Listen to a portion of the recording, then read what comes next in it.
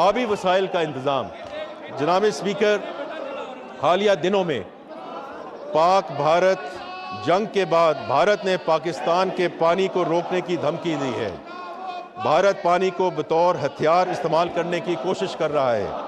میں یہ واضح کرنا چاہتا ہوں کہ پانی پاکستان کی بقا کا ضامن ہے اور اس میں کسی قسم کی رکاوٹ کو برداشت نہیں کیا جائے گا۔ اس حوالے سے بھارت کے ناپاک عزائم کا بھرپور توڑ کیا جائے گا، لیکن اس کے ساتھ ضروری ہے کہ ہم اپنے واٹر ریزروائرز میں جنگی بنیادوں پر اضافہ کریں۔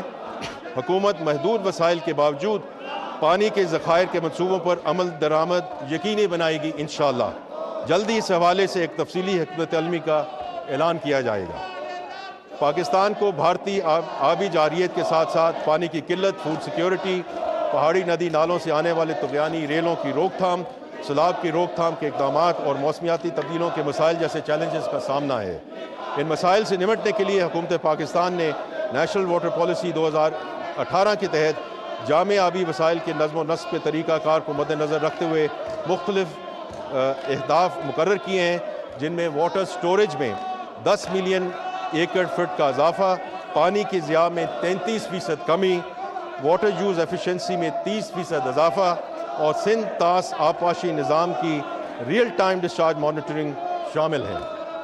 گزشتہ سال 59 آبی منصوبوں میں سے 34 منصوبے مکمل کیے گئے، جن کی مجموعی لاگت 295 ارب روپے رہی۔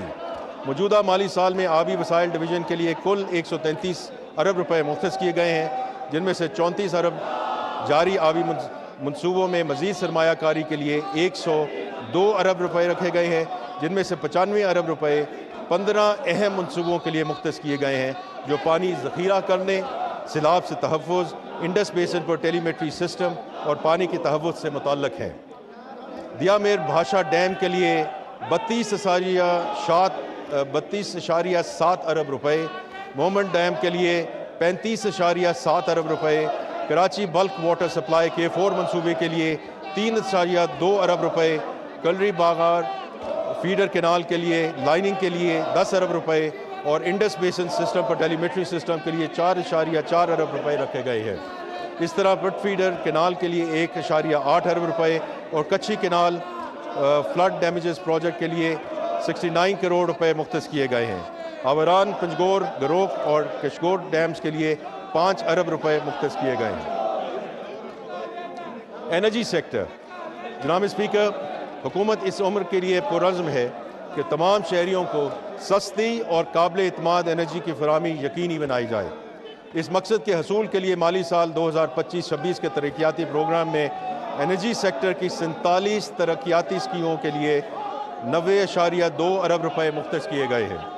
اس مختص رقم کا ایک بڑا حصہ پن بجلی منصوبوں سے بجلی کی ترسیل کے لیے مختص ہے، جیسے تربیلا 5th ایکسٹینشن HPP کے لیے 84 کروڑ روپے، داسو پن بجلی منصوبہ کے لیے 10.9 ارب روپے، سوکی کناری کے لیے 3.5 ارب روپے اور مومن پن بجلی منصوبے کے لیے 2 ارب روپے رکھے گئے ہیں۔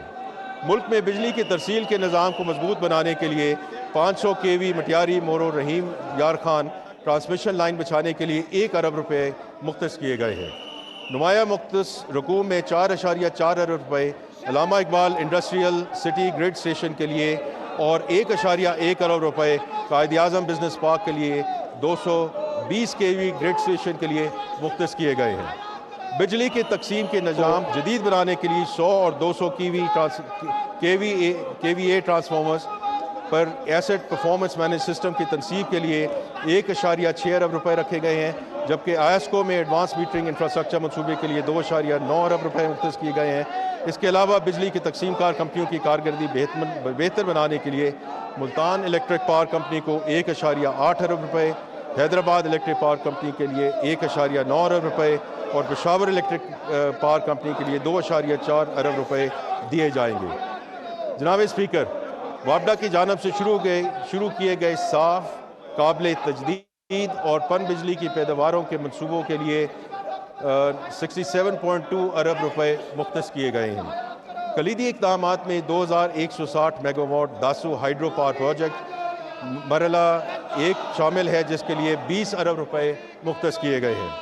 تربیلا 5ویں توسیع ہائیڈرو پاور پروجیکٹ کے لیے 3.4 ارب روپے مختص کیے گئے ہیں۔